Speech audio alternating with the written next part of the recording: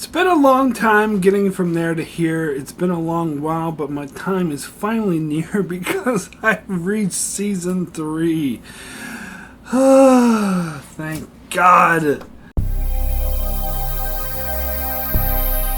Hello and welcome to Enchantment of Eternity's review for Star Trek Enterprise Season 3. This video is part of a series of videos where I review every episode of Star Trek Enterprise one season at a time. In this video, I will cover all the episodes of Season 3. So, where do I begin? Alright. Most people who've seen my channel, who even seen my previous 2 episodes of it, where I reviewed Enterprise, should know how I feel about Enterprise and Season 3 and how it relates to the show. Now, I've scoured the internet and I've seen a lot of opinions of people who like Season 2 better than Season 3. In fact, some people, I've watched some videos that goes bold to say that Season 2 was way better than Season 3. They say that Season 2 was pretty good and Season 3 was absolute shite. Now, you should know where I stand on this issue. Now, here's the thing. I'm very much of your enjoyment of TV shows and films is very subjective. Yeah, for the most part, there's no right or wrong. People are free to like. Everyone has a very different taste. Everyone's free to like whatever they like. And film and television is so subjective. I really shy away from people who will tell you that you're wrong for liking something. Because, let me make this clear. Nobody is wrong for liking something. I may very strongly disagree with what you like and not personally like it, but nobody's wrong for liking something. What you like in film and television, music, and anything like that, art is very, very subjective. But, let me get into this caveat here. Okay, so this is something I rarely get into. In fact, I don't think I've ever, I've done over 1,000 videos on my channel, and I rarely, if ever, I don't think I ever mention this because I hate when people play this card. It comes off as very pretentious. And so before I play this card, I want to preface what I'm about to say by saying I am not an expert in storytelling and script writing. If I was an expert in storytelling and script writing, guess what? I would be working on scripts and writing scripts, not sitting at home on my spare time talking into a webcam about somebody else's scripts. So I'm definitely not an expert in script writing or storytelling or anything like that. But, preface here, and again, I want to stress that I usually hate to play this card. I hate to bring this up because it comes off as, I don't want to come off as super pretentious. But I do have a degree in storytelling, in script writing, in media, and writing, and this is a subject even outside of school I have studied extensively.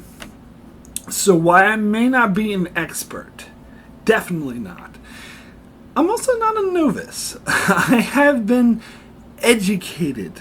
Whether or not I can execute this education is another story altogether, but I can spot, based off of all the teachings and learnings, something that is crafted well.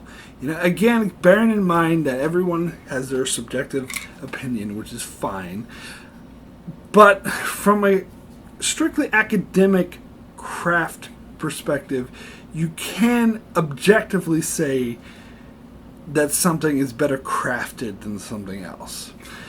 For example, I don't care for the movie The Godfather. I don't like to watch it. I would never want to see it again. I thought it was really boring. I did not personally like it. And I do really love the movie Ace Ventura, Pet Detective, or Ace Ventura, When Nature Calls. But if I were to objectively compare the craft of those two movies, bearing in mind they're different genres, because Ace Ventura is a comedy, so it's meant to be comedic, and Godfather is a serious drama with some action elements, but mostly a drama meant to be a very thought-provoking, dramatic film. So even taking that caveat into account, if you compare The Godfather just from an academic craft perspective to Ace Ventura: Pet Detective, The Godfather is far superior. I mean, come on. It's just the craft. It's got more meaning. The acting's better. The cinematography's better. There was a lot more craft involved in creating The Godfather. But I actually prefer, if I had my choice, I prefer to watch Ace Ventura: Pet Detective. And my subjective opinion is that I think that's a better movie. But I can acknowledge that from an objective craft standpoint, that The Godfather is the better movie, if you can tell the difference that I'm getting at.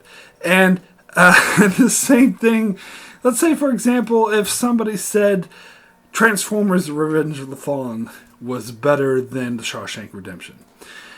Like, if they personally prefer to watch Transformers: Revenge of the Fallen than Shawshank Redemption, that's fine. That's their own personal preference. That's their subjective opinion.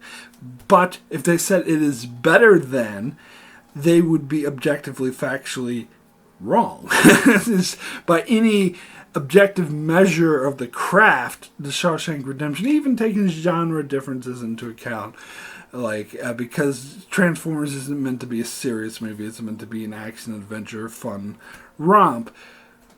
But even taking the craft, and some people, I've actually heard some people put forth arguments that, what's his face, the explosion guy who directed the Transformers movies, that he's actually an auteur in the sense that he knows exactly what he's doing, how to craft the kind of spectacle movie. So I've heard that argument put forward.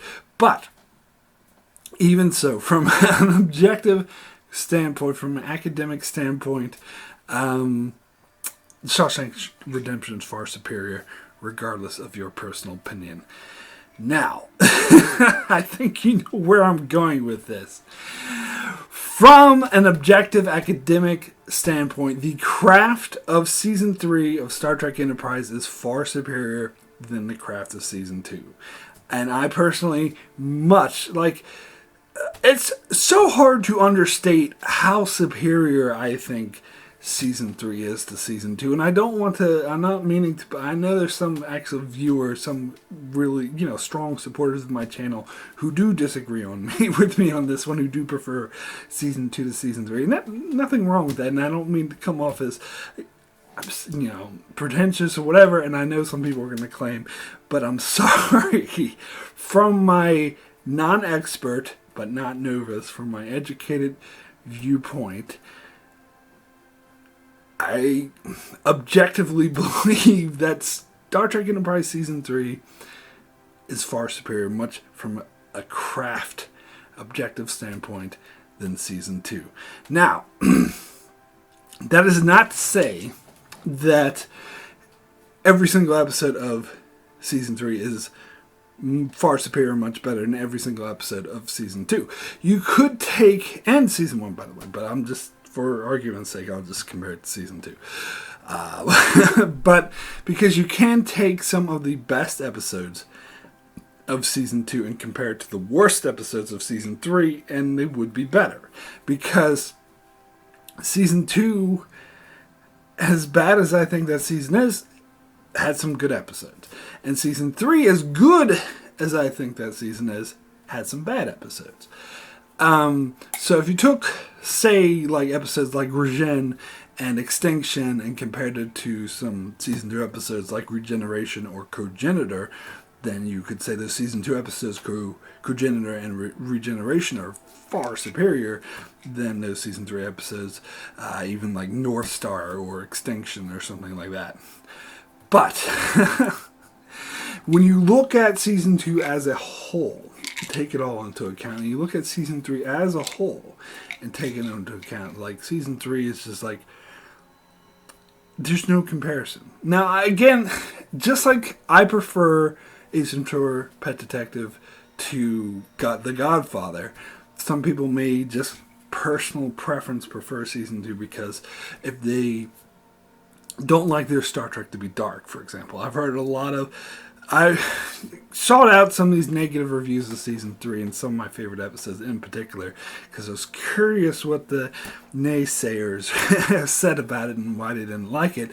And it's mostly because most of the stuff I heard is it's too dark for Star Trek. It's funny, people said the same thing about Deep Space Nine, my favorite Star Trek incarnation, and that it violates Gene Roddenberry's vision of a perfect future.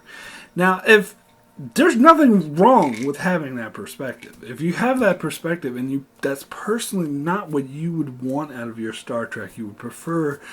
This show was sold on a show about the pioneers exploring, the first humans to go out and explore space. That was the premise of the show, and I will grant you season 3 does get very far away. Not entirely, but does get far away from that premise. So if you feel like you're cheated because the premise that you wanted was to see the early foundations of Starfleet and the Federation and see humans making first contact with species for the first time, and that's what you would prefer to get out of the show because that's what you were sold to show, then that's fine. I can understand that perspective. And and some people might also argue that season 3 is it's just trying too hard to win over audiences by being action orientated, which there is kernels of truth to that. But that's not why it's a superior season. It's not a superior season because there's more suspense, more action. It's because the scripts are better crafted. The characters are way... I'm sorry. I mean, this is my standpoint. Some people might try to argue I'm coming at a standpoint as I like explosions and actions, and those people are factually wrong. It has nothing to do with why I think Season 3 is far superior to Season 2. Because Season 2 has some explosion and actions like the regeneration or whatever, and people keep getting kidnapped and tortured or whatever. But the main reason, I mean there's a lot of reasons, but the main reason why I would say Season 3 is much better crafted is character stories. That's what I always look for. That is my biggest pull. That's what I look for in any movie, TV show, character stories. And I'm sorry, from an academic, objective viewpoint, the characters of Enterprise in the first 2 seasons are flat. You may like the show for other reasons. You may like seeing the first contact. You may like seeing the origins of the Starfleet and the humans. But the character stories are flat. That is an objective truth. That is not an opinion. And the characters in Season 3, my God. Even before, I gushed about Season 3 before I rewatched it just now. But after rewatching it just now, I underestimated how strong these character stories, how strong all the characters come off. Like, I just watched the first 2 seasons, and I couldn't believe how flat Archer was, how much of a cliche Trip was, how much of a stereotype Hoshi side characters like Hoshi, Travis, they had no character whatsoever. They were just flat cardboard background characters who did nothing. And even Reed. Like, Reed would talk about T'Pol's bum every once in a while and be like, oh, I'm stuck up British. That was his that was his stereotype. Phlox is the only character I thought actually did have some dynamic, and he kept that dynamic. But anyway, I was amazed at how fleshed out and drawn out and three-dimensional all these characters were in Season 3. Like, Archer was so dynamic, instead of just being a gee whiz, I'm so incompetent, I don't know what the fuck I'm doing character that he was in Season 1. In Season 3, he had depth. He was faced with, like, strong moral dilemmas that made for fascinating television. And here's another thing about Season 3, is the drama. There was very little drama in the first 2 seasons, and most attempts most attempts, a few of them succeeded, like Cogenitor, but even that seems kind of flaccid compared to Season 3. And here's the thing. The best episodes of Season 3, I may give some of these episodes in Season 1 and 2 a 10 or a 9. But if I compare it to the same episodes I give 10s and 9s in Season 3, it seems like I'm almost using it entirely, or a different scale. If I compare these episodes I get 10s in Season 3, the ones that get 10s in Season 1 and 2, it's like those 10s in Season 1 and 2 look more like 8s and 7s compared to these ones in Season 3. I do believe they're that much better. Now, this is my subjective opinion. I should clarify this part of it. I mean, objective truth is that it is just a better crafted season overall. Not every single episode, but overall, because there are some duds in Season 3, which I'll get to, but overall, particularly the second half of Season 3 was the first half there were a lot of missteps. They were especially the first run of episodes. There were a lot of missteps, a lot of getting, they had to find their footing, is the saying I'm looking for. But once they got their stride towards that half, that mid-season break, it was just,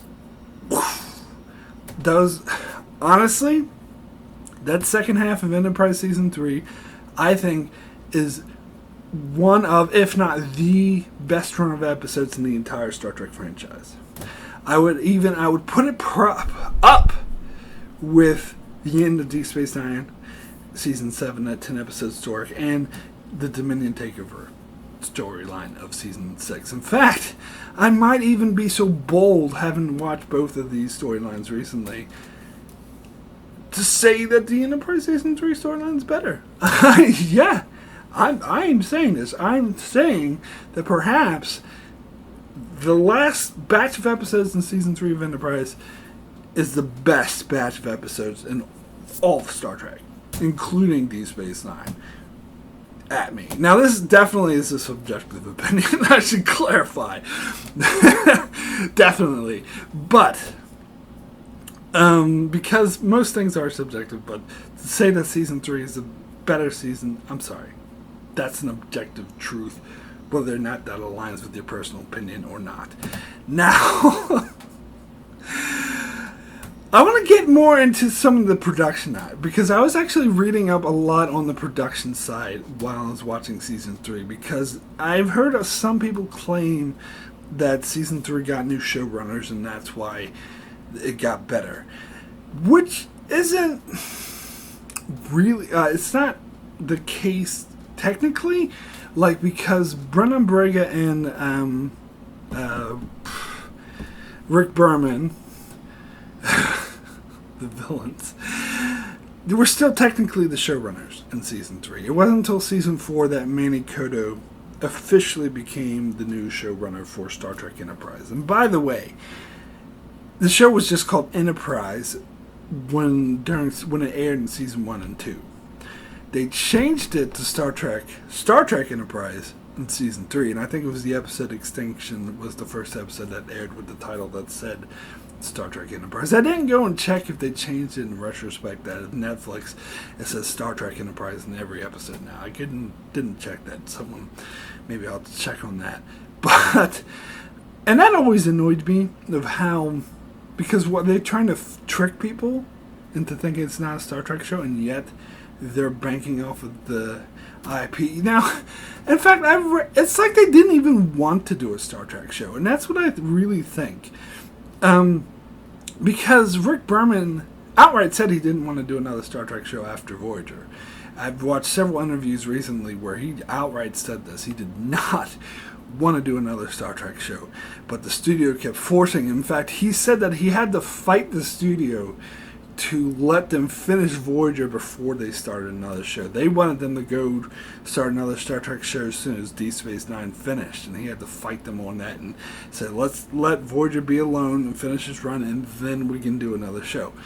And he didn't really want to do one, and so he went to Brennan Braga, and they decided together that there was no stories to be told in the future, which I think is wrong, but my opinion. And so they thought it would be better to go back to the origins. Now, Brennan Brega's idea was to do a show, Star Trek version of The Right Stuff. Have like astronauts on Earth trying to get the first warp engine ready. And in fact, that episode of, I think it was called First Flight in season 2, that one episode was basically what Brennan Brega's idea for the entire first season of Enterprise was. And if you saw my review on that episode, you know what I thought of that idea. I hated that episode. And so to imagine an entire season like that, like, that's not what fucking Star Trek is. It's not a Star Trek show to be like the astronauts on Earth. Brennan Brega, it's obvious that Rick Berman and Brennan Brega did not want to do a Star Trek show. Rick Berman just didn't want to do anything, and he has no creative abilities whatsoever anyway, so he shouldn't be involved in any creative decisions. See my review of the Voyager series finale Endgame for more on that, how he should be kept away from any creative decisions. But Brennan Brega has, I acknowledge he's written some of my favorite Next Generation episodes, some of my favorite Voyager episodes, so he's a good writer, but mostly when working with other writers. and when he shouldn't be a showrunner. He ran Voyager to the ground in the past 3 seasons, him and Rick Burden. And he doesn't really, he's more interested, and every time he always has these ideas of doing episodes in the past, in the 20th, 21st century. He's more interested in modern day astronauts, and there's nothing wrong with that. But that's not what Star Trek should be.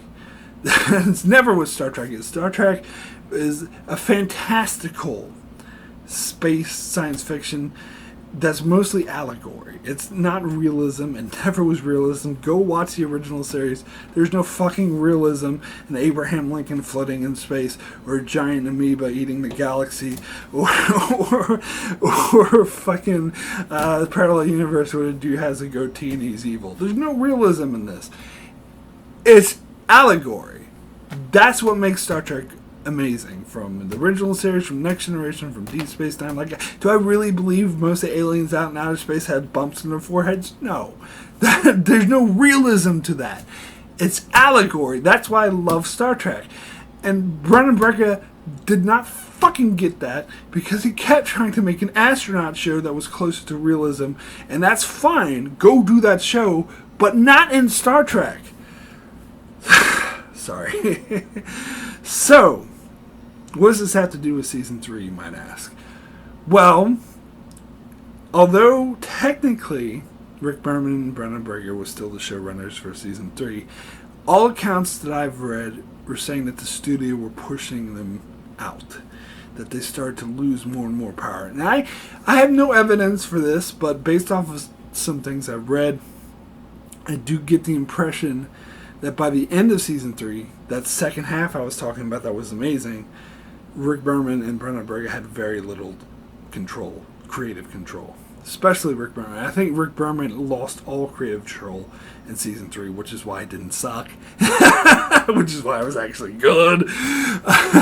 Because Voyager would have been I love Voyager, but it could have been way better had Rick Berman had no creative control. He actively ruined it, and I talked about that a lot in my Voyager. The writers, let me put it this way, the writers made Voyager good despite Rick Berman.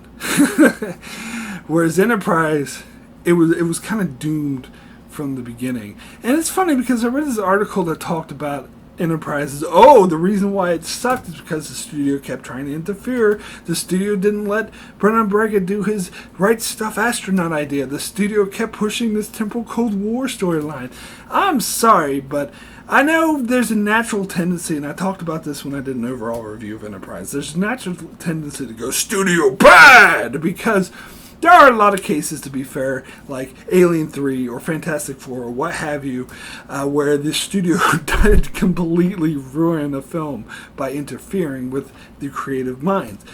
But, and as I said in my overall review of Enterprise is an example where the studio actually knew better on how to make a good Star Trek show. All the stuff that they were interfering and pushing was the stuff they should have been doing in the first place. Rick Berman and Brendan Braga should have never been given. And I'll be honest, when they rebooted Star Trek 2009, which I was excited for until I actually saw it, but when I heard that they were doing more Star Trek, but with completely different creative minds, with J.J. Abrams and Bad Robot, and people like Rick Berman and Brendan Braga were nowhere near it, I was like, thank God! Thank God. Now, you can have opinions on the newer Star Trek or whatever, Discovery. Picard hasn't come out yet, so you can't actually have an opinion on that until you actually see it. Neither can I. No one can.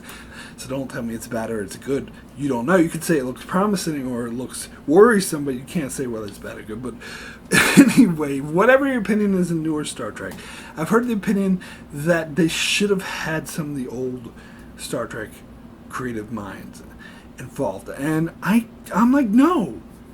Even though I love people like Ronald D. Moore, he does have his faults, but he helped make Star Trek amazing. Michael Piller is no longer with us, but he was another one who helped make Star Trek amazing.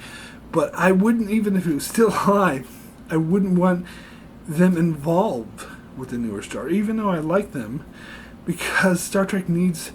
That was the problem with Star Trek. That's why it died. That's why Enterprise killed it. And this is what Rick Berman said. He was like, I know I'm going off on a huge tangent, I'm sorry, but this is what Rick Berman said. He said, the reason why Enterprise got canceled, Star Trek failed, because people had franchise fatigue. And I've heard that argument mirrored back to me from other people saying, no, it was because I made the argument that Enterprise killed the Star Trek. And people fought back. It's like, no, it doesn't matter what Enterprise did. Any Star Trek show would have killed Star Trek because people had franchise fatigue. And I think that's bullshit. You know who? I don't think the audience had franchise fatigue. Do you know who I think had franchise fatigue? Rick Berman and Brendan Braga. The writers had franchise fatigue. And that's what shows. Because when Voyager ended, I was excited. I was hungry. Give me more Star Trek. Feed it. Shove it into my mouth. And I'm sure I'm not alone. I'm sure there were tons of Star Trek fans who felt the same way. And I will postulate this. Even though you may say, general audience, maybe, oh, we're sick of Star Trek. We had the D-Space whatever. I didn't even bother watching it because I just watched a couple episodes from season 2 that I didn't like, so saying the whole show sucked, even though it's amazing. And Voyager, well, whatever, who cares? 7-9 is hot, but I don't care about it anyway, so I'm done with Star Trek. I postulate this. If the next Star Trek show that came out after Voyager was really amazing, it had fresh writers, fresh take on it, it was exciting, did amazing things with the story, then it wouldn't matter.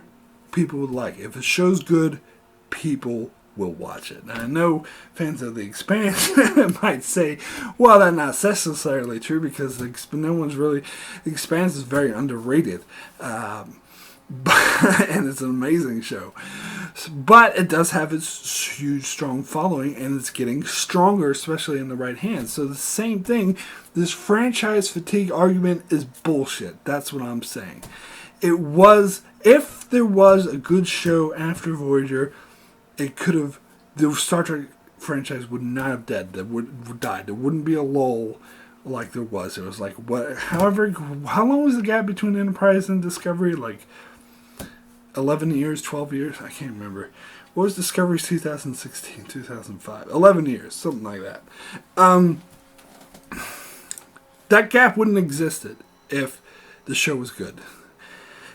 And the Star Trek show wouldn't have got canceled if it was good. Part of the reason why it got canceled is because seasons 1 and 2 failed. Now seasons 3 and 4 got better reception. The critics loved it more. The audience loved it more. It got higher ratings. But the ratings were still low enough because of those first 2 seasons, because people were off-put by the premise of the show and how flat the characters were in the first season. It never recovered. And to be honest, the whole reason it got canceled was because UPN, this is when it merged with CBS, whatever, and the creative minds and heads, were trying to make the UPN network more like teen oriented, and so Star Trek no longer fit. And so it's a possibility, even if the show was great, it might have been canceled. But I reckon if it was getting the amazing ratings, and I think it would, I postulate this franchise fatigue argument is nonsense. If it was actually a good show, that it would have had the ratings. So if it had the ratings, it doesn't matter if they were leaning towards teens or not. The show wouldn't have been canceled. So the uptake in ratings in season 3 and 4 was too little too late, and it still didn't rise to the levels that Voyager had, even though it definitely rose more than the first 2 seasons. And I would say that's because people were off put by the first 2 seasons. So who had franchise fatigue? The writers did, and that's why I think they had no business being involved in Star Trek, and that's why I'm so happy. And that's why I kind of question people who say the Orville is better, because you know who's involved with the Orville? Brennan Braga. You know, I heard people say, oh, you don't like the Orville because of Seth MacFarlane. I don't think he's that funny, but you know who really puts me off in the Orville? It's not Seth, it's fucking Brennan Braga. But anyway, point is, season 3. The studio mandated that Rick Berman and Brennan Braga come up with a different idea, that they make season 3 different, because they saw that the ratings of season 1 and 2 were going, and the critical response was negative. Fans did not like it. They thought it was boring, go figure, and overall they did not like it. So the studio, the evil studio, who in this case was actually right, they went to them and said, we want a season that's more action orientated. And so, to be fair, credit where credit is due, Brennan Braga and Rick Berman came up with the idea of the Xindi story arc. Now, the Xindi story, particularly how it was presented at the end of season 2, didn't necessarily, the idea itself isn't what would automatically succeed. I think, and especially you can tell, as I said in the early season 3, they were kind of finding their footing, and it took them a while to really get it. So it's not that the idea was a winner. It's that the idea had potential. And the fact that they hired a lot of new writers, fresh blood, such as Manny Coto, who did come on to the show in season 3. I believe it was the 8th episode. So around towards the end, well, not towards the end, but there was 22, 23 episodes in this season. 22, I think. So it was like maybe a third of the way through. Yeah, around, something like that. Manny Coto came in. And that's when the season really started going up. And now that's not just him, obviously, but I think it was that intake in writers. And I do get, as I say, I get the impression, and in fact it's been outright said, that the studio was pushing Rick Berman and Brennan Braga out. That Brennan, by the end of season 3, I've heard some people say, I think Brennan Braga himself said this, that he was basically just a money man producer by the end of season 3. He basically had no creative input. And so, even though Manny Coto didn't officially become the showrunner until season 4, I think he was effectively the co-runner for Enterprise, or the showrunner, sorry, by mid-season 3. And especially towards that last run of episodes, which, if you recall, best run of episodes in the entire Star Trek franchise, my opinion. And I'm sticking to it. Well, I don't know. It's close between those and the Deep Space Nine ones. Maybe I'm just too excited because I just watched it, but it's up there with it. Let me put it that way. And that is because Rick Berman and Brennan Braga were pushed out, because I think they're the ones who had franchise fatigue. They're the ones who didn't really understand how to write an amazing Star Trek. And it was when they brought in fresh blood. And Manny Coto, by the way, and Brennan Braga has gone on record to say this, huge Star Trek fan, huge Star Trek geek. And even Brennan Braga, to give him some credit, he talked about how people who claim to understand Star Trek, but then they come in to write for the show, is obvious they don't. He says they always fail and become bad writers. And he could tell that Manny Coto was someone who actually did love Star Trek. In fact, I heard from other sources that the writers like Rick Berman and people throughout Next Generation, Deep Space Nine, Voyager and Enterprise in particular, discouraged Star Trek fans from working on the show. So it seemed like they changed their policy by hiring someone who's a huge Star Trek geek like Manny Coto, who the show only went up when he joined in. And the thing with the idea of the Xindi story arc was Rick Berman and Brennan Burga. But it's not like they were going to do it. They had to be pushed by the studios to change the story, because if the studios didn't interfere, if those nasty, evil, money-grubbing studio execs didn't interfere, then Rick Berman and Brennan Burga went on making the same crap that they were making in the first 2 seasons, and nothing would have changed. But because they lit a fire under their asses, they're like, okay, we had to come up with a story. And they give Rick Berman a shitload of credit, which is something I rarely do, so relish this.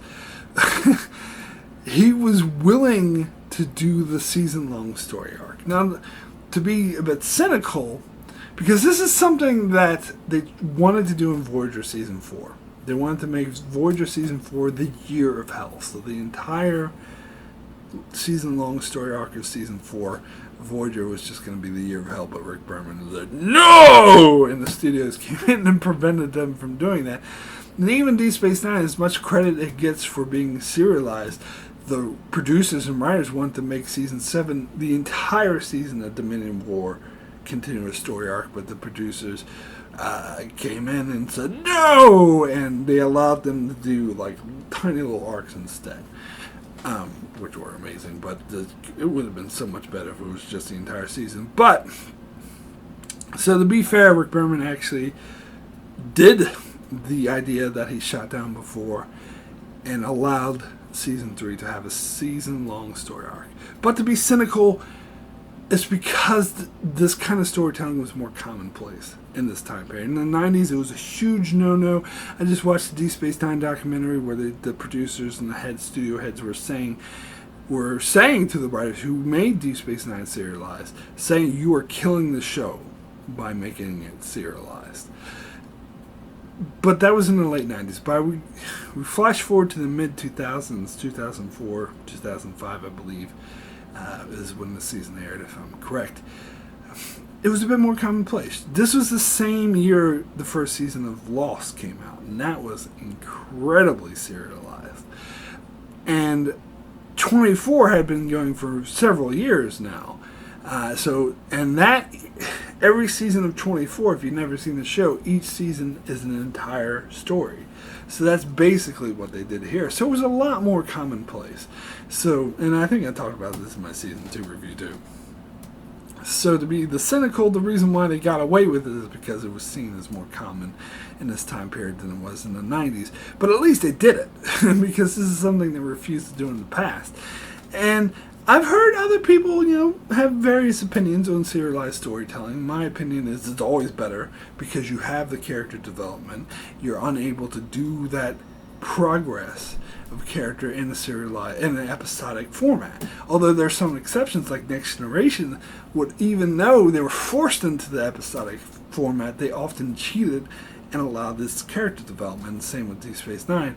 Voyager wasn't as good as it could have been because it was often prevented from doing that, and so none of the characters prevented it because the producers were so insistent, even more so than Next Gen, which got away with this, that they hit slam down that reset button at the end of each episode. And so you didn't have that character growth that you can get, and that I personally say serialized storytelling is better. That's why a lot of people call modern television shows the golden age of television. You got Breaking Bad, you got Game of Thrones up to season 6, you got The Expanse, you got The Leftovers, whatever, Mad Men, or whatever the hell show you watch, Stranger Things, whatever. Although I honestly don't think it's that great, but off topic.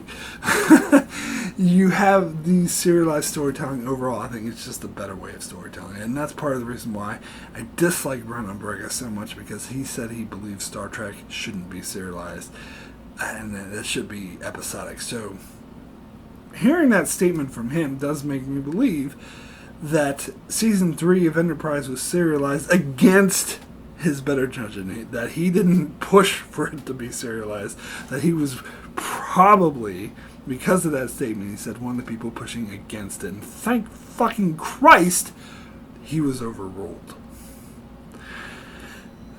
And this is speculation. I don't know anything specifically to say that he fought against it, but given I've heard him say that in interviews that he thinks Star Trek should be episodic, which fuck him for saying that.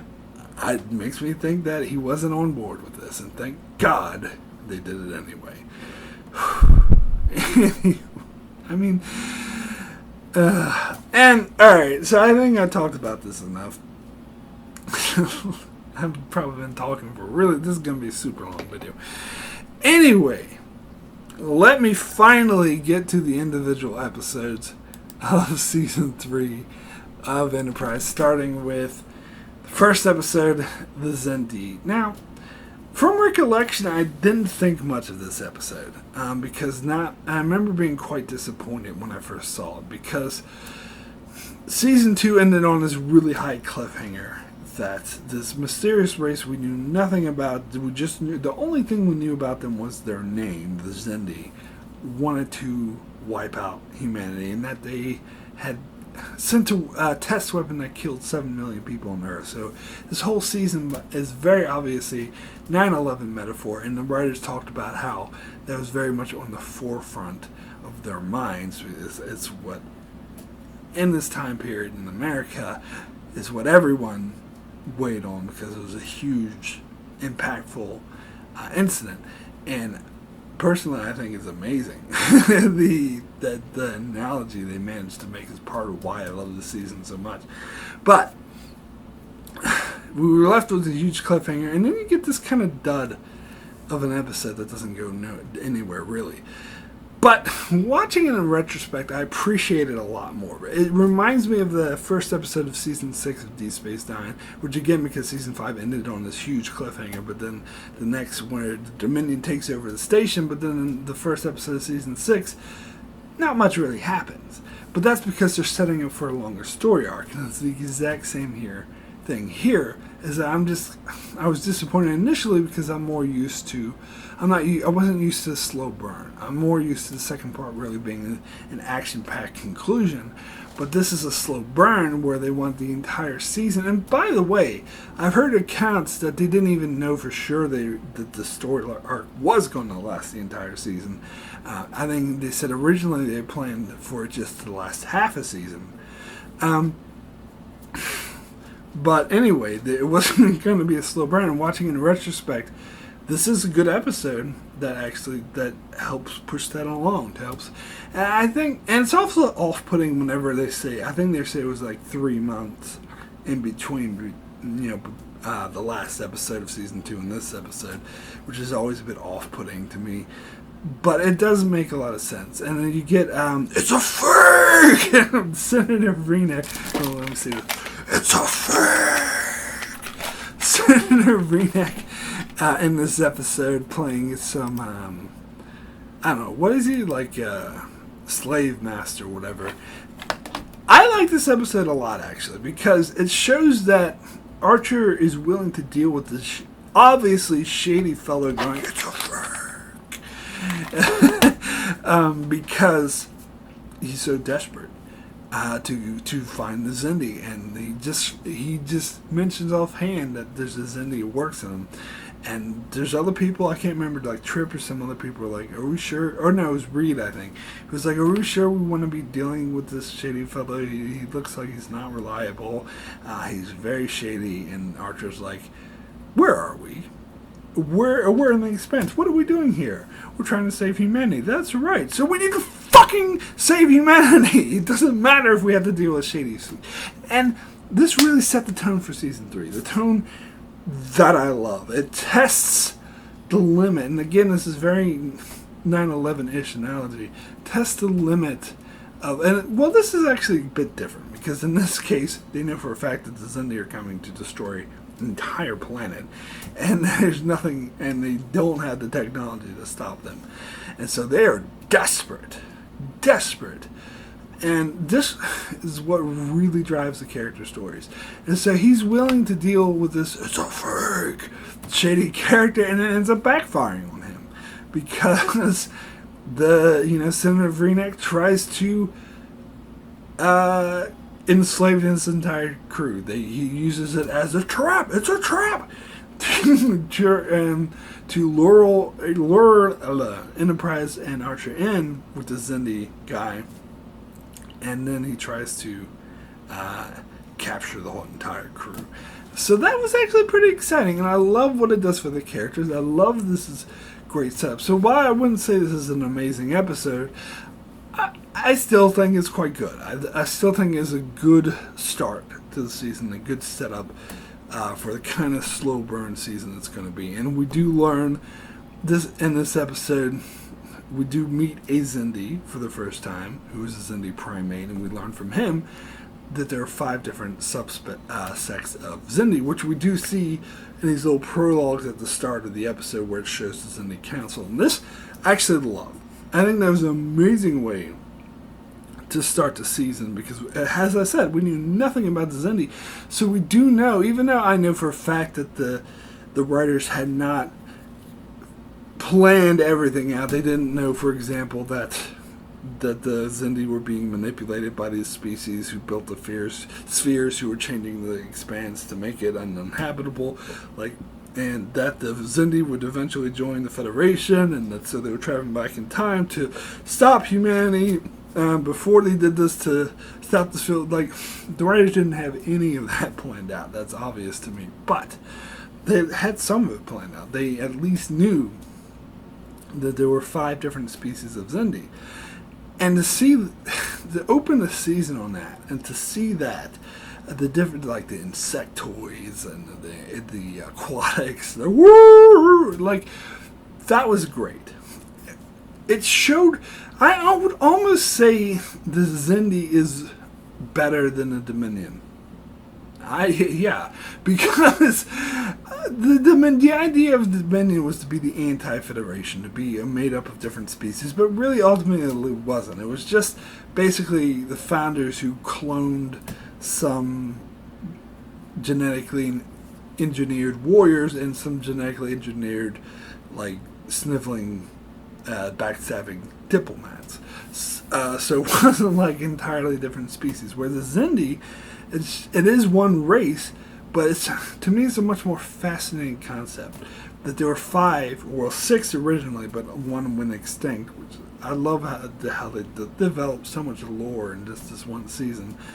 And 5 different species, or 6 originally, living on one planet who destroyed their home planet. Was it this episode? Yeah, I think it was this episode we did, because the Xindi that Archer met gave him the planet to their homeworld, although surely he would know the homeworld was destroyed if it was destroyed over a century ago, but I don't know. Why didn't he mention that? I mean, I know he gave him the coordinates with his dying breath, but still, he could have mentioned that a bit earlier, before he died. Anyway, that's a fascinating concept, that they destroyed their homeworld because that makes sense. I mean, and again, this is what gets to analogy. Imagine all the infighting between nations on Earth, but we're all human. Imagine if we were totally different species, the aliens sharing the same planet. You can imagine the infighting that would exist then. And this is about them being united by common foe, but that common foe is humanity, because they are mistakenly told that humanity will wipe them out. And this is not all explored in this one episode. This is gradually explored over the season. That's why it's so fucking amazing. Anyway, let me get to the next episode, which is Anomaly. This is a pretty good episode. I do like this episode a lot. Because again, it shows I love this episode in retrospect. most of all, because this is almost a foreshadowing of what will happen to Archer and his crew, because it shows a race that, like, T'Pol, like, barely knows, like, it's in the Vulcan database, that apparently they're just normal dudes who mostly run freighters and stuff and do trade routes. It's just, they're not known for being pirates or aggressive or anything like that. But a group of them were in the Expanse long enough that they became pirates and marauders and just go around killing people and stealing their shit. And it does remind me a lot of the Voyager episode The Void, but I don't think that's a bad thing, because you'll notice in season 3 there are some episodes that remind me of prior Star Trek episodes, but unlike the first 2 seasons, Oasis, sorry, that just rip off plots from other Star Trek episodes. It's different in season 3. They more of use it as a baseline, but take it further in a different direction.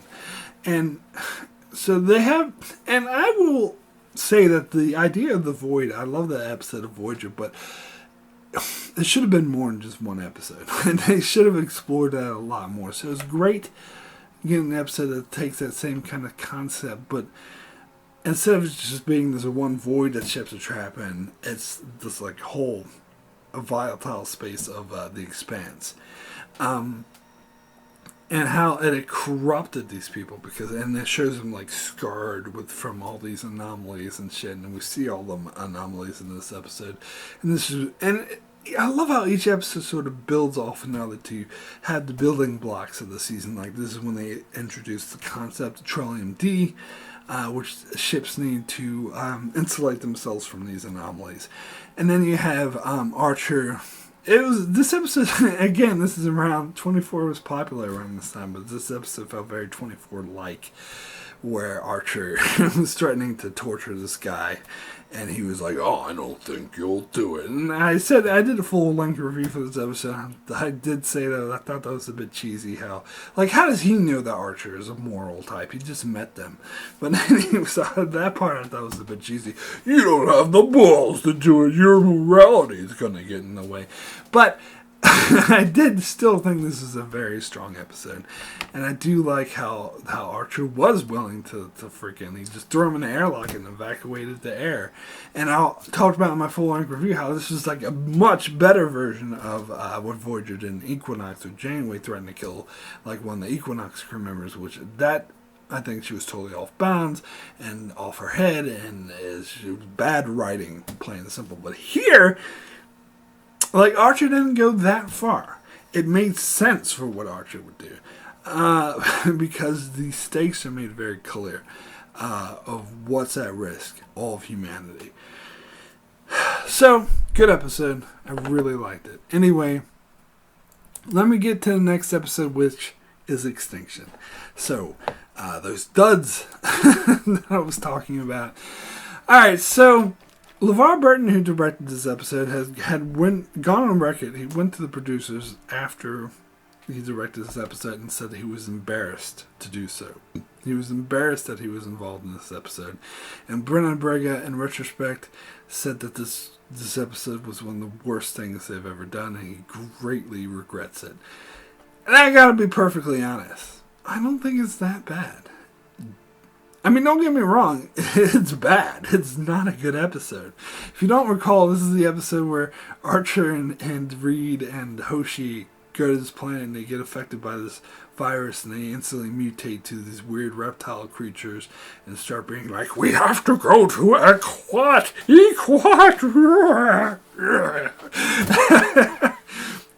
So it's not good. Don't get me wrong. But to say that it's so horrible and embarrassing, and the people who are involved are embarrassed to be involved with it, I think that's actually taking it too far. Again, I'm going to be perfectly honest here. I think the bad episodes of Season 2 were actually much worse than this. In fact, while I was watching this episode, I was thinking, okay, yeah, this is bad, but it's actually not as bad as I remember, especially after having just sat through Season 2. After sitting through that garbage, just didn't seem that bad. This stuff with the, Trip being stuck on a planet with this stuck-up rich girl and the cheesy romance. God damn it. And fucking Hoshi being afraid of transporters. It was beyond obvious that this was just a hallucination. And all that other bullshit that they did. There was like a run of 8 episodes where 7 out of those 8 episodes were absolute garbage in season 2. And to have that, this episode looks like a masterpiece compared to that. I'm sorry, but it does. Just my opinion. Anyway, so, and it also makes me think that Brennan Braga is, he always apologizes for the wrong things. He apologizes for this episode. He apologized for the finale of Enterprise. What's it called? These Are the Voyagers, which, again, that episode was just mildly bad. I mean, that was okay, actually. He apologizes for that, but he doesn't apologize for all the shit in season 2, that 8 episode run of garbage, and all the crap in season 1, and he doesn't apologize for the fucking theme song, which is the main, he defends it. He's definitely apologizing. I want him to apologize for the fucking theme song. Fuck the theme song. The fucking Extinction is a masterpiece compared to that goddamn theme song. By the way, they should have changed that theme song for season 3. It has to say it actually did fit in season 1 and 2 because those seasons were bad and cheesy, trying hard to be all blah blah. But so even the visuals are really out of place because they've gotten so far away, thank God, from that Brennan Berg's original right stuff idea that has to do with astronauts and all that. So they should have even changed the visuals. But just me. Anyway, let me get to the next episode where I'm at, which is Regine. And to be perfectly honest, I actually think this episode's worse.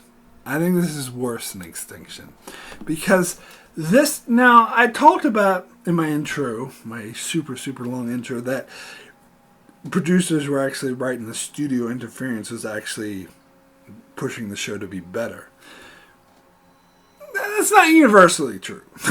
Because part of what the studio was pushing was sex appeal. And I complained and bitched about that a lot in the first 2 seasons. And you could actually, and I talked about this in Voyager as well, the studio was pushing sex appeal. And it just made the show worse because it didn't fit. This episode's an example of that. Because some of the actors involved said that the studio got worse in this regard in season 3. And I actually would argue that later in the season they make it work for the story. But this episode's a bad example. As I said, they were still finding their footing in the early part of the season. This is before Manny Coto and some of the good writers became involved. And I could see this as totally a studio mandate. Because it was all about sex appeal. It was about this hot chick who's like coming on to Archer, and they started coming on to Hoshi, and then she started coming on to T'Pol. Of course, we have to get hot girl on girl action with T'Pol. She's the main sex appeal of the show. So I really didn't like this episode.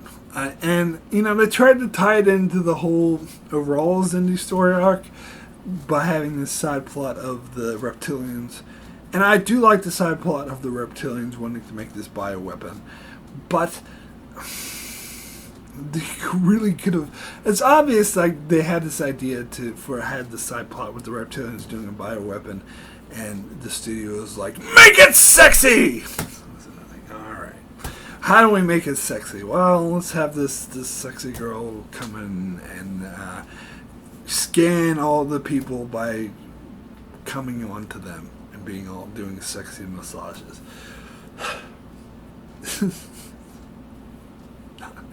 This is a bad example of season 3. Anyway, let me get into the next episode, which is Impulse. Now, this episode's okay. I never liked this episode. Watching it again, I actually think it does kind of work, but this is building off of, again, this is them season 3 finding its footing, because they're pushing it to be more edgy and action, and like the last episode was an even worse example of them trying to do this in the studio. It's like, make it edgier, and it slowly gets better as the season goes, and they start to actually integrate it into great storytelling. Here, this is so this is the episode where it was a continuation at the season 2 finale of The Expanse. They had this scene which I thought was very reminiscent of Event Horizon, where it showed like the Vulcan ship that went into the Expanse, and they were all going crazy and killing each other. Remind me so much of Event Horizon, because they got this message from the ship that went into this wormhole or whatever, and they were ripping out their eyes and being like, and killing each other. So this seemed reminiscent of that, or at least that scene in the Expanse. So this is continuing off of that, and this is a very obvious zombie. Like, if you read the behind the scenes, like they don't even shy away from calling it a zombie haunted house, like a haunted house episode. It 100%, like they're not coy about this in any way, shape, or form. This is all about like a zombie. Was this before The Walking Dead? I don't know. It was around day 100. What's it called? 28 Days Later. It's very kind of reminiscent of that, because these aren't like the slow moving zombies. Ooh, these are more like the super fast, mega 28 Days Later, kill you kind of zombies. And I was very off-put by that, and I'm very off-put by the shaky cam. That was very common in the early 2000s, in the time period this came out. I hate shaky cam. And like they talked about some of the weird filming techniques, and it made the motion like very strange, and I just don't like it in this episode. It is reminiscent of like some of the movies around this time, which I didn't like. But watching it again, I actually do think it is effectively creepy. This is probably one of the better like horror-esque episodes. I'm just not a fan of the horror-esque episodes, because I'm not a fan of horror. But it did capture that mood well. And I do like how at first they were trying to save the Vulcans until they just realized, and they're like, T'Pol's trying to talk to him. Oh, I know you, your friend, how are you? And the Vulcans just going, so it's obvious. They're just like monsters now. But I guess I'll talk about later on what they do with this storyline, which I think is amazing, but how T'Pol starts to turn into one of them too. And part of why I love this is because particularly most of the original series, and particularly the first 2 seasons of Enterprise as well, really portray Vulcans as such a superior race. Like, they're stronger, they're smarter, they're more advanced, like they're better than humans in every way, shape, or form. And that gets a bit tiresome, to be honest. I was like, yes, I know, God, Vulcans are better, they're smarter, humans are puny, I get it. Whenever there's like a virus episode or disease episode, Vulcans are always immune, humans are always susceptible. I love how this episode flips that. For the first time, Vulcans are the ones who are vulnerable, because humans, we find out that it's the Trillium-D, the very same material that they need to protect themselves from these anomalies, the dangerous anomalies in the area, is hazardous to Vulcans but harmless to humans. I love that. I just gotta say, I love that. And I love how T'Pol usually, she's super immune to everything. This time, she's the only one who's vulnerable. And she starts turning into this killing monster. And I do have to admit, those Vulcans like running at them, that was scary. So it's a decent episode. I don't think it's great. I don't think it's good. I don't think it's bad either. It's okay. Move on to the next episode, which is The Shipment. No, sorry, getting ahead of myself. Exile. Now, this episode's okay. It's another okay episode. I think I did hate this episode at first, and this isn't a great example of season 3 of this guy, telepathic dude being obsessed with Hoshi. I think I hated that premise. I thought it was cheesy, but watching this episode again and actually giving it a chance, I appreciate it a lot more, because it is an interesting concept that, and it does sort of help flesh out Hoshi a bit more, which I think they'll do better later in the season.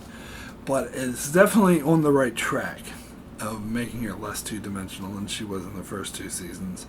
Because first 2 seasons is just like, oh, I don't want to be here, and I'm afraid, oh, what is that engine? Is it safe to stand near it? But they start to go beyond that and flesh her out a bit more, and how her fascination with ancient languages and how she always felt alone, how this like telepathic guy who's alone, he reminds me of a lot of original series characters who get like a companion from time to time. I'm trying to think, like maybe Flint from that episode Requiem for a Dream is what I'm thinking of, where he, he's immortal, so he constantly has different companions.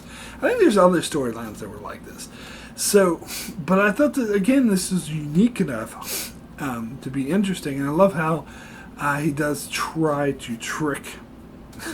He pretends to be Archer and tries to trick her, and they spot this, and then it actually is very reminiscent of Requiem for a Dream, because like Flint, he tries to, threatens to destroy the ship unless, well, in that case, Flint wasn't looking for a companion like this guy is, but anyway, it's similar.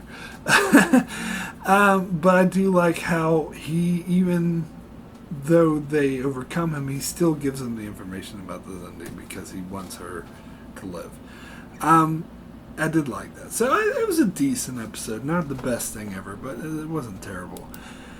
Alright, let's get to the next episode. Now we get to The Shipment, which... this was the first episode that really started to get into the nuts and bolts of the Xindi storyline. And it's really what starts to develop the Xindi as a bit more dynamic. You actually meet the Arboreals. And I love how... they portray the Xindi as they're all not, as some people refer to it as species of hats, where the clans are all warriors, the Vulcans are logical, the Xindi are all homicidal maniacs who want to destroy planets. No, they're not. They're very dynamic. You meet a character who has no idea that his material is being used to create a weapon of mass destruction, and in fact, he is morally opposed to the very idea, and he intentionally sabotages, even after being told by Degra that the weapon that they're building is to destroy a hostile species that's trying to wipe them out. So he has this totally sane explanation, yet he still doesn't want to participate in it. That really says something, and it really shows how, especially someone who works with volatile substance like that, how they're not a species of hat, that they're dynamic, that this one Xindi has no idea of what's going on with this weapon of mass destruction, and that he's morally opposed to it. That's great. I love that. And I love his interactions with Archer. I love the friendship that they form, because at first Archer breaks into his house and holds him hostage, but he still manages to form a bond with Archer and then actively helps him, even though he doesn't have to, because he has his own moral high ground. I think that's good.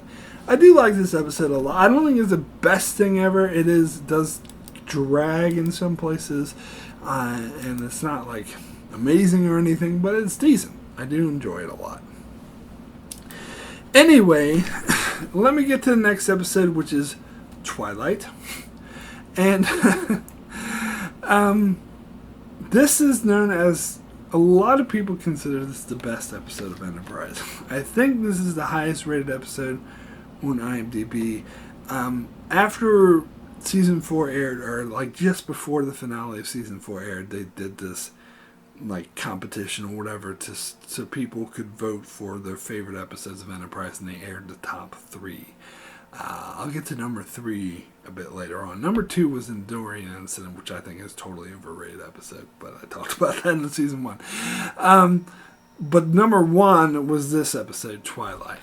Now, I also really enjoy this episode, but I don't think it's the best episode of Enterprise. I don't even think it's the best episode of season 3. Because the best episode of season 3 is the best episode of Enterprise, but I'll get into that later. I don't even think... Well, I would say it's one of the best episodes of season 3. 1 out of, 9. But I do really enjoy this episode. I think the best way I've heard this episode described is Memento meets yesterday's Enterprise. Basically, it is very reminiscent of yesterday's Enterprise. In fact, in some ways, I think maybe a little bit too much so. But it does really work. It's not like some of these other episodes that try and fail to be like yesterday's Enterprise. It actually does manage to evoke that same feeling. And plus, I mean, in some ways, it really works because it ties into the larger Xindi storyline. Because it really drives home the stakes of the entire season-long story arc. Because at the the teaser... This, I would say, is the most powerful teaser. Like, people rant and rave about the teaser of Cause and Effect and Next Gen, how, oh my god, you see the Enterprise explode. Well, in this teaser, you see Earth explode! I mean, yeah! That's really upping the stakes. And that was just such... it really drives home what the stakes are. And to see, like, the human race on the run and constantly being wiped out. And you could... Actually, this is also reminiscent of The Visitor, the Deep Space Nine episode, on how you see what would happen if the captain was not present and out of commission. And I do love the idea of T'Pol sort of becoming the caretaker. Now, I just found out recently that this script was actually, or the idea for this episode was originally a Voyager idea. And it was supposed to be Chakotay and Janeway. And Chakotay, who was looking after Janeway, and she was the one who lost the memory. But for some reason, they were sick of playing that romance there, so they scrapped that idea and they revived it later for Enterprise. And the writers even said they thought it worked much better as an Enterprise episode, and I gotta agree. I think it 100% does. And they said this, and I agree, is because it plays into the overall story arc of season 3, the Xindi story arc, and they tied into that, and it really ups the stake. Because it shows you what would happen, what's going to happen if they fail. Of course, you know intellectually they're not going to fail. They can't kill off humanity in Star Trek. But it really drives home what the stakes are for our characters. And that's why I don't agree with this argument. It seems like nobody makes this argument for yesterday's Enterprise, but they make it for Year of Hell, and they make it for this episode that, oh, you're hitting the reset button, so what does this episode matter if all the events get erased by the end of it? No one ever makes that argument for yesterday's Enterprise. I wonder why. But I don't think that matters for Year of Hell or this episode or yesterday's Enterprise, because it means something to the characters. It helps flesh them out going forward for the audience. Even though the characters themselves don't remember the events of this episode, it gives us, the audience, greater insight. And as I said, it really drives home what the stakes are for the rest of the season. So I think it is amazing in developing the storyline and the character lines. And it's an exciting episode of trying to prevent... I just love these timelines that show disastrous timelines. This is, you could argue, it's a trope that like Marvel Comics were doing this since the 80s, and cartoons were doing this as well, but I always love it. I just think it's really good here. I do think there are better episodes this season, but this is still a really good one. Anyway, let me get to the next episode, which is North Star. not a good episode. I will say, after rewatching it, I appreciate it a bit more because by memory, I thought this episode totally sucked. It doesn't totally suck. It's just, I would say this is the single most out of place episode in season 3. This is the episode that probably has the very least to do with the overall Xindi story arc. And I'm sick of these. This is a trope like going on for Star Trek for so long now. The original series did it. Next Gen probably did it. Voyager did it, I know. Where they have like a group, Voyager did it a couple times, but they have a group of aliens that had kidnapped. They wanted, in the Star Trek universe, there's so many humans in the past that have been kidnapped by aliens and brought to far places in the galaxy. I think Discovery did this too, if I remember correctly. I mean, so many humans have been abducted by aliens and brought to other worlds and created colonies. But anyway, I hate that trope. So, I guess they did it in the Old West, and they brought humans, and so they're still living in the West, and this is just a lame excuse to do a Western. To be fair, it's not as lame as an excuse as, say, Spectre of the Gun from the original series. That's probably takes the cake in the lamest excuses to do a Western, but this is still a pretty lame excuse. And it has nothing to do with the Xindi story arc. But, you know, if this episode aired in, say, season 4, different season, maybe I would appreciate it a bit more because it wouldn't seem so much as an aside. And, okay, this is all well and good, but can we get back to the fucking Xindi story arc? Jesus Christ.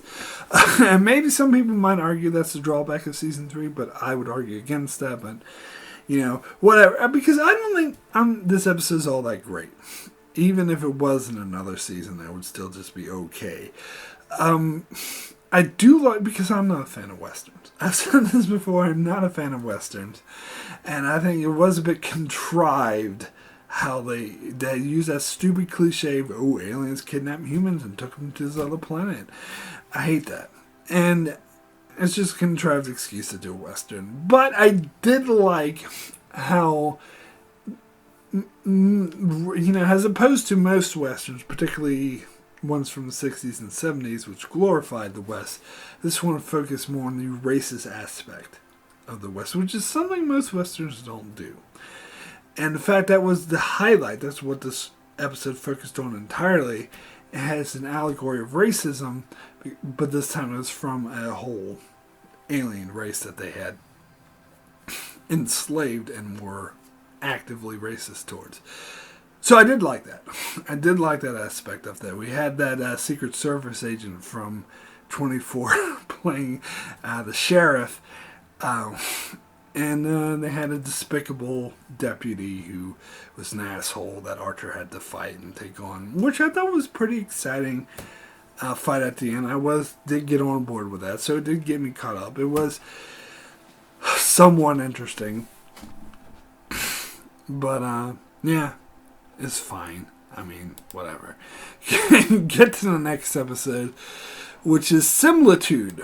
Now, I'm sorry, I do apologize, but I gotta talk about Tuvix.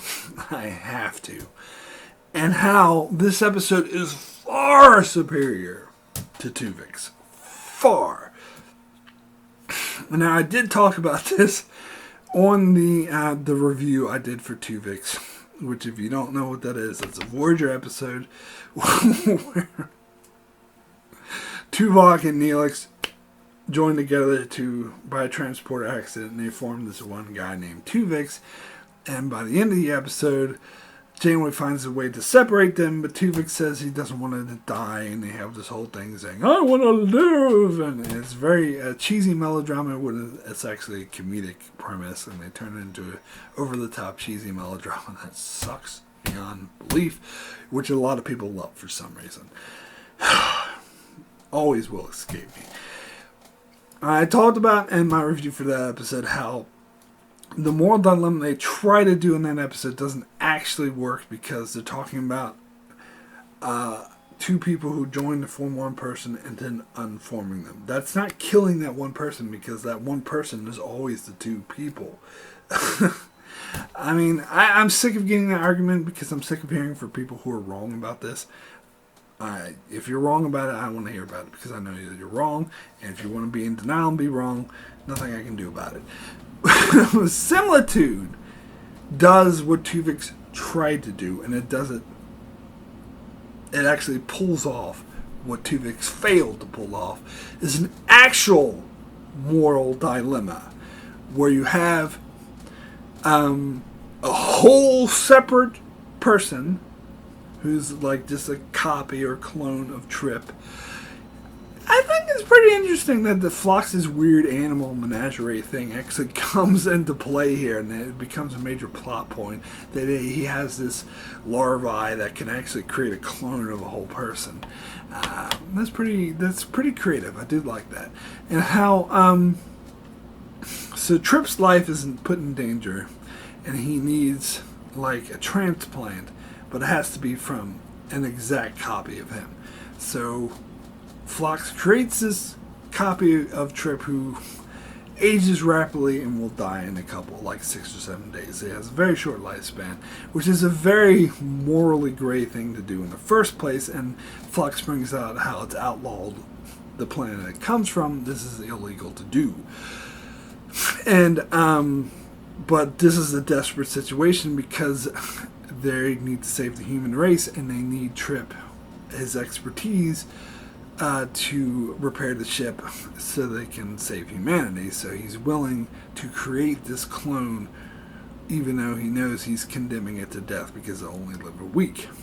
But things get even more gray and more messed up when Phlox finds out that the transplant that will save Trip's life will kill the clone known as Sim. And so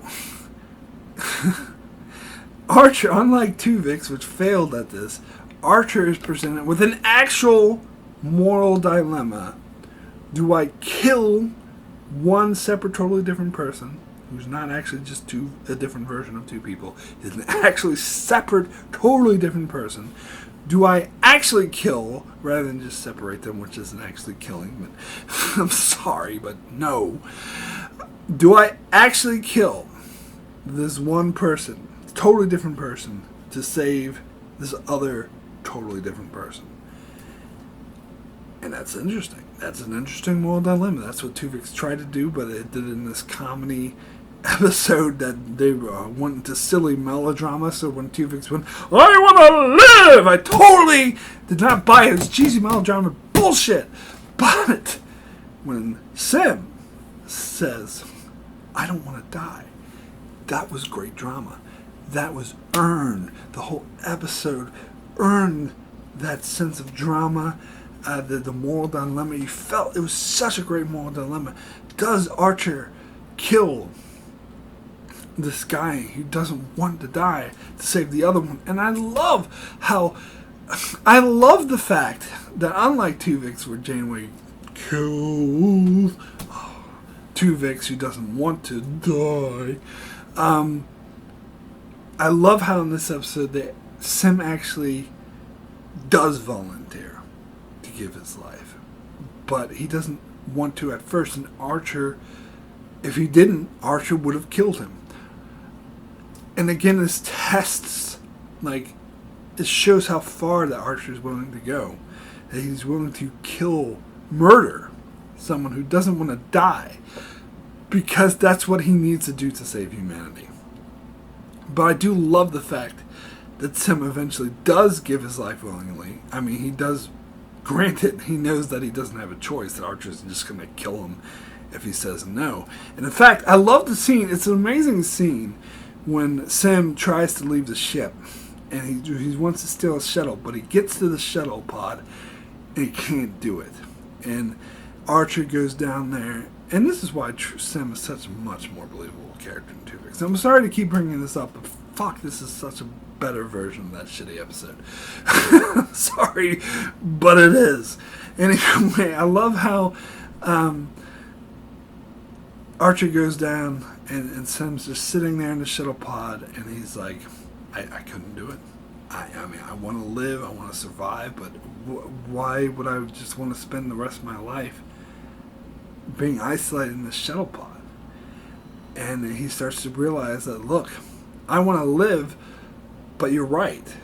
We do need to save humanity. And it's just so great. And it's a bit of a fake out how the start of the episode, they show the funeral for Sim, but you see Trip, but you don't know about Sim, so you think Trip has died. But then at the end of the episode, they show Trip standing there at the funeral because, see, it was a fake out, which I thought that was a bit cheesy, but I guess they had to.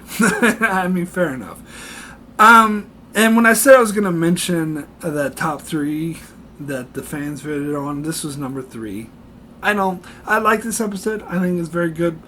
But I don't think it deserves to be in the top 3. I didn't even put it in my top 10, to be perfectly honest, because there are better episodes from season 3. But still a good episode. I still really like it. Still far, far, far superior than that shitty Voyager episode. But anyway, enough of that. I'm sorry. I just had to.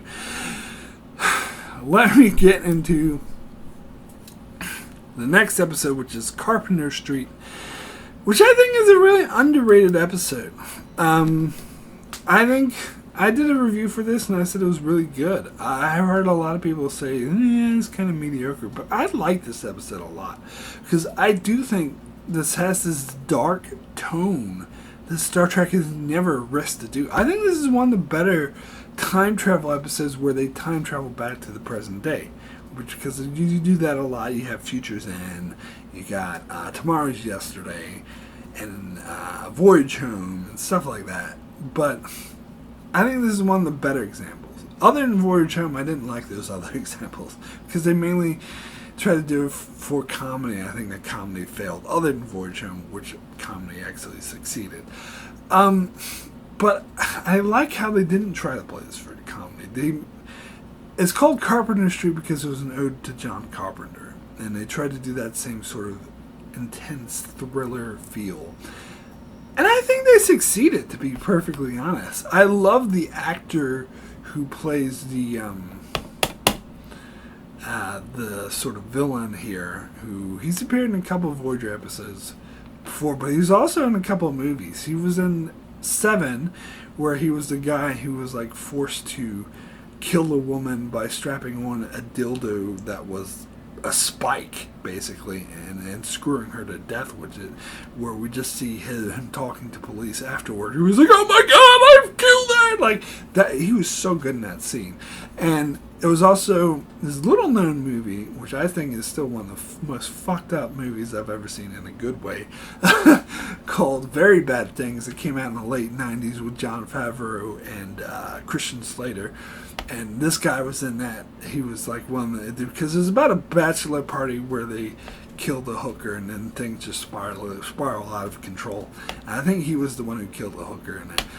But so he's very good at playing these crazy, moralless characters. Like he was in this episode of Voyager where he played this crazy hologram that tried to kill the Doctor, and I thought that was a bit cheesy. This, I think, is much better. Much better use of this actor. Much better use of the time where I totally I mean, it's so unique. And I guess, again, you would have all the people saying, this isn't Star Trek, it's supposed to be family friendly and bright and whatever. But I love how they're taking this in different directions. I love how we get a Star Trek episode about this shady guy who's being paid money to abduct prostitutes and poor crippled people, or sorry, handicapped. Let me erase that.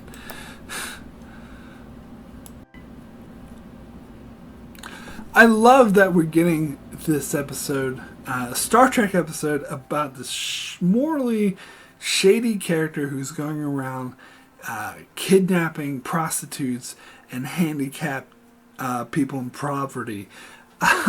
Like, that's very dark. And I think this episode really effectively pulls out this dark tone and effectively shows how creepy and dark the Xindi are, and I think this is much more successful than the Impulse episode of being a horror, a really creepy horror episode. But we do get elements of comedy, like the Paul and Archer going to a fast food drive-in. I mean, God, that's great. I think this is a great episode. I don't think it gets as much accolades as it deserves. I like this episode a lot. Anyway, one thing I will say bad about this episode, and it's kind of about the season overall, is the costuming of the Xindi reptiles is very bad. I think by the end of the season, they developed the Xindi reptilians so well, and the characters so well, that you're willing to overlook how cheesy their costuming looks. But this episode in particular, it really shows, because you have a contemporary modern day setting, and then you have these crazy looking costumes. It's just so out of place and looks so tacky. So I had originally planned to do this video as one video to cover all of season 3, but it ended up being over 3 hours long. And I think that's too long.